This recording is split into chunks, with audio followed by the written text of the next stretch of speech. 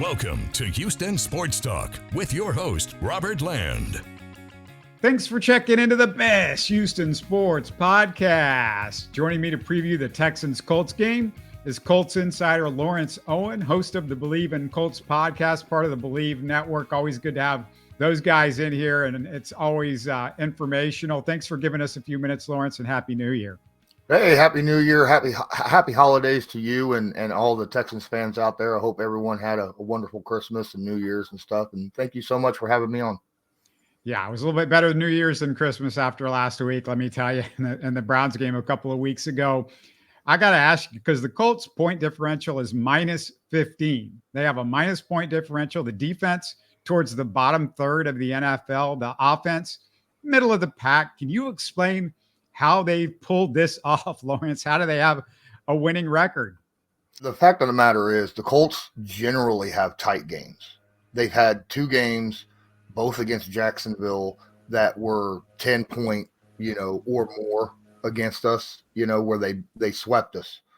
And then the other game that we had that was more than 7 points, one way or the other, was against Atlanta. And we had a lot of people that just bad situation, injuries and stuff, and we just got blown out in that game, which was a couple weeks ago. So most of the time, doesn't matter who we're playing against, it's usually a tight game, right? Whether we're playing against the Panthers or whether we're playing against the Cleveland Browns, right?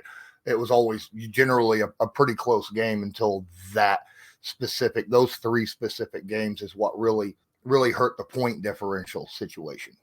What's been the key for you guys? It looks like Stefanski's odds-on favorite for Coach of the Year. Texans fans would argue for D'Amico. What about Shane Steichen? Has that been a real key? Do you think he deserves some mention for Coach of the Year? Well, absolutely. I think, in my opinion, I think it's D'Amico Ryans and Shane Steichen should be 1 and 2. I understand the Stefanski thing, 4 different quarterbacks, but let's face it, he's leaned on that defense all year long, right? That defense really won him a lot of games. It's only been as of late with the new quarterback that he's brought in off his couch that the offense has actually been pulling their own weight, in my opinion. Whereas D'Amico Ryans, Shane Steichen walked into this both bottom 5 teams last year, right? Top 5 draft picks.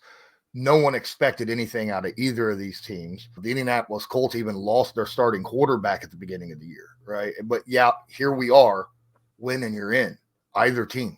So I feel like that should be a stronger push, in my opinion, for that specific award this year between both D'Amico and Shane Steichen. Because let's face it, Steichen's done a good job with the offense as well. No matter which quarterback was in, his defenses had to prepare differently for, and he's able to change his offense depending upon what players are available to change his offense to the strengths of the players that are actually out there on the field. He's done a pretty good job of that. What's the difference between him and Frank Reich? Obviously, Reich hadn't had a great year this year. What's been the difference between those two guys? You got to see them both up close. I think a lot of it has to do with accountability. Chris Ballard, the GM, has always preached about accountability and the fact that you have to live up to a certain standard, whether it's on the field or off the field. The Colts have a specific standard they want to live by. Frank Reich, if a player didn't do proper what he was expected on the field, oh well, he's just had a bad game, bad week, bad year. But when it was off the field, also same situations. You got a lot of slides for things that was very questionable whether or not they should get a slide on it. Shane Steichen walks in, and all of a sudden, him and Chris Ballard seem to be on the same page because it's instantaneous. If you're not holding up your end on the field, you're gone. Doesn't matter if it's on or off the field. You got a couple guys that were released from the team due to, off the field issues. Shaq Leonard was released middle of the season because he wasn't holding up to the contract that they paid him the way they expected him to play before he got the contract, but it's all about accountability, I think. What has the Gardner Minshew experience been like? Oh, that's a great question. Beginning of the year, it was a roller coaster.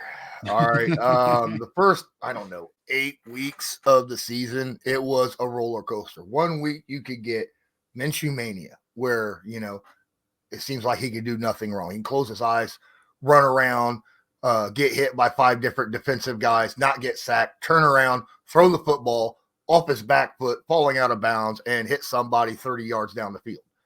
And then the next play, he's stepping out of bounds in the back of the end zone. So there was, Minshew, it was a very big roller coaster where, like the Browns game, that's the biggest point of emphasis for the beginning of the year for Gardner Minshew, where the Browns game, he himself had 4 turnovers in that game. And yet that team with him came 1 point away from beating them, put 38 points on the board, lost by 38-39. They still performed very well. He overcame that. Second half of the season, though, Gardner Minshew has leveled out quite a bit. Over his last 5 games, he's got 3 games that are over 100 passer rating. He's got 7 touchdowns, 2 interceptions, which I Bleav is exactly the same as Stroud over his last 5 games. So he's more steady. He doesn't turn the ball over nearly as much. He doesn't take the chances nearly as much. He takes what the defense gives him and relies on the players around him rather than thinking that everything is on his shoulders. He's a free agent after this year. Any chance they bring him back? Do you think he would stay to be Richardson's backup? What happens? Oh, I'd like it. I wouldn't mind having Gardner Minshew back here. He's, in my opinion, one of the best backups in the league. Obviously, he's led a Colts team wasn't even supposed to win, 3 or 4 games this year, and already a winning season, right? But the problem is, I think there's going to be suitors out there, not necessarily for long-term starters, but maybe like a bridge starter quarterback, right?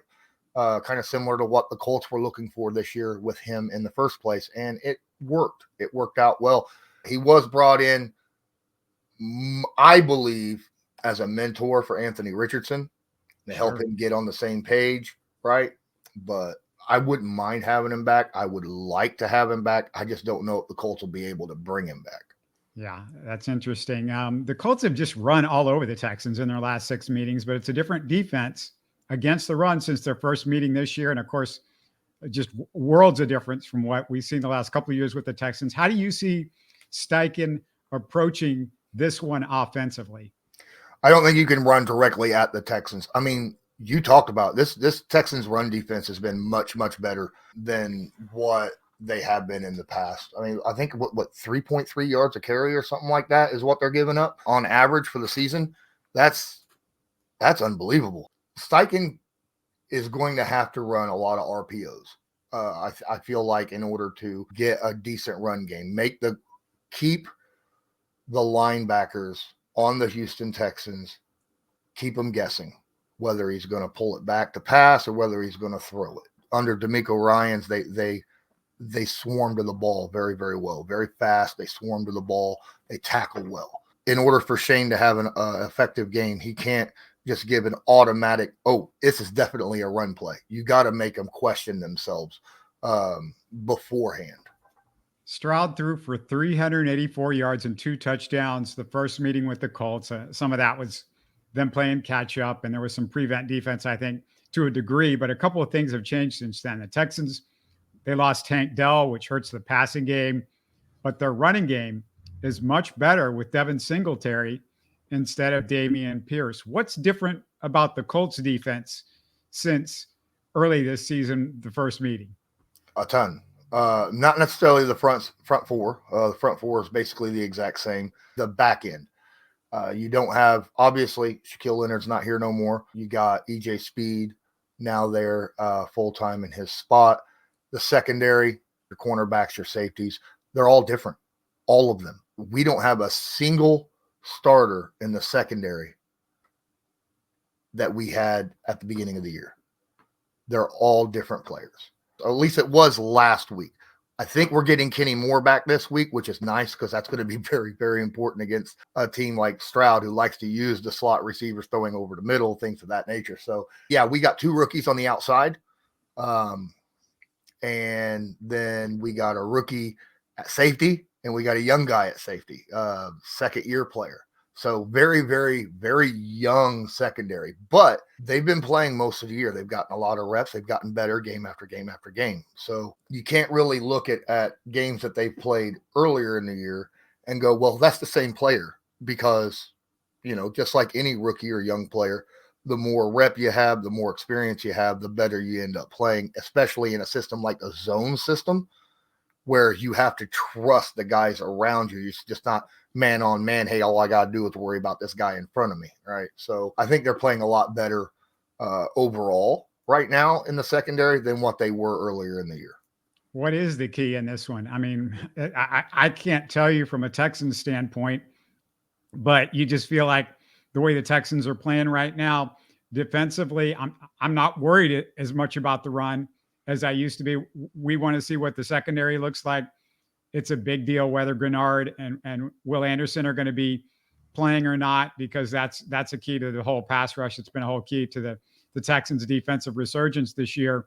Grenard's improvement, Will Anderson, the rookie, having a great year. What do you feel like the key for the Colts is? No, I think the key for both teams are almost identical. First off, you can't turn the football over, right? You got to be able to protect the football. Don't give the other offense extra opportunities. But the trenches, you got to win the trenches, both sides of the ball. Both teams have very good defensive front fours. As you mentioned earlier, you got some question marks on whether some of your guys will be able to play or not, because a couple of them haven't even practiced all week, right? I mean, all the way up to right now, if I remember correctly. So, but hopefully both teams will have everybody out there on the field. Offensive lines are going to have to protect very well and open up holes against the opposing defenses, because you got to be able to run the football. You can't be one-dimensional in any game and expect to win. You got to be able to impose your own will, whether it's running the football, passing the football, or whatever it is that you want to do offensively. And then defensively, you got to be able to stop it. You got to be able to get in the backfield and create chaos from all positions, whether it's a defensive tackle or a defensive end or a linebacker or even corners. You got to be able to get back there. If it's a run play, if you can't make the tackle, make him move, to give your other defenders an opportunity to catch up, and maybe, they can clean up the play, or just get pressure on a quarterback, make him throw before he's ready, or possibly even get some drive ending sacks or something of that nature. So yeah, the trenches are definitely the biggest point of emphasis, I feel like, on both teams. And maybe the Colts can take advantage of the fact that the Texans right now, they're trying to get rid of the ball as quickly as they can. When Stroud came back with the concussion, they're worried about that because the offensive line has been in shambles. If you're a Colts fan, you happen to be listening to this, you don't know. They've gone through 12 offensive linemen this year. I think it's either 7 or 8. This might be the 8th starting group this week if Tunsil can't play, but Tunsil has practiced a little bit this week, so that's a good sign. But I mean, it's a mess outside of Tunsil if he plays, and the right guard Shaq Mason, who's played all year. The other 3 guys are a big question mark, and it's an issue. Dieter is about the 4th center that they've used. They've gone through about it's either 5 or 6 left guards now. I've lost track. They've gone through 4 right tackles. 5 left tackles. Of course, Tunsil, again, I think he's going to play, so that's a big deal. But I mean, and Will Anderson, I mean, that's another part. If again, I think Texans fans are familiar with this. They watched our show yesterday, but boy, I mean, Will Anderson, he played last week, but they only played him 12 snaps coming off the injury. So we'll see how much he can play this week. They only played him in pass rush situations, Lawrence. Well, that's a situation right now. It sounds like to me that if Tunsil can play and you got both your bookend tackles, you're going to need to double down on the interior. You're going to have to get double teams, because if you have question marks for your centers and your guards, you don't want question marks when you got Grover Stewart and DeForest Buckner up the gut, because you don't want that pressure in Stroud's face immediately. That's not something good. So I probably expect a lot of doubling down right up the gut to try to slow down the 2 defensive tackles for the Indianapolis Colts. How do the Colts fans see the Texans? Where do they fit the Texans among their AFC South rivals? I assume Jacksonville, the Titans, and whoever else. Colts fans their biggest rival in the division is, well, let's say the team that they do not like the most is by far the Titans. Okay. It's just been a butt head between fans for years now. I think most Colts fans, from what I'm gathering, have some respect for the Texans right now, especially with the way CJ Stroud's playing. They've got a lot of respect for D'Amico Ryans and how he's played. I don't know if they know as much about this defense as what Texans fans do, unless they're in depth. Most team fans aren't in depth for other teams, even in their own division, right? Guys like you and I, we watch film, we watch games, we watch other stuff. We got to know the other team to be able to know your own, right? As far as the rivalry goes, I'm just curious because in a way it hasn't felt as much like a rivalry because the Colts have had so much success against the Texans. Yeah. That's pretty much where Colts fans sit. They don't feel like it's as much of a rivalry. They're banging for T.Y. Hilton to hammer the anvil at the game. So, you know what I mean? Because T.Y.'s had so much success there and he's not playing right now. They want him to come in and initiate the game kickoff. I doubt that happens, but Yeah, that's a guy we do not miss. The Texans fans do not miss. We expected it every game. I'm like, okay, we know that this guy beats us every time. How about we actually try to cover him with a couple of guys, make sure he doesn't get loose. And then it was the same. It was like Groundhog Day every time we faced the Colts. So yeah, that's real interesting. Well, remind everybody about your show and how to connect with you on social media, what you guys got going on with the Bleav in Colts. I host 2 shows, Colts Law and Bleav in Colts. Bleav in Colts, my co-host is former starting offensive lineman for the Miami Dolphins, the New England Patriots, and the Indianapolis Colts. His name's Donald Thomas. We go through every week, do previews and reviews of each and every game. And then over on Colts Law, which, both of these you could find on YouTube as well, Lawrence Owen. Over on Colts Law, I do live streams, I do film breakdowns, a bunch of other stuff just to throw out that little bit of extra content for fans. Fantastic. I can't wait for this one. It's a playoff weekend already, a week early because of these 2 teams and what's going on. It should be fun. Obviously, the division stuff, everything going on, prime time. Can't wait for this one. Thanks so much for giving us a little time, Lawrence. Hey, I appreciate you reaching out, man. Anytime. You're listening to Houston Sports Talk. Hey, don't forget to support us by subscribing and commenting on YouTube. You can always listen to us on Spotify, Apple, or your favorite podcast app. Tell your friends about us and share our show links on social media. Spread the word, everybody. Thanks for listening.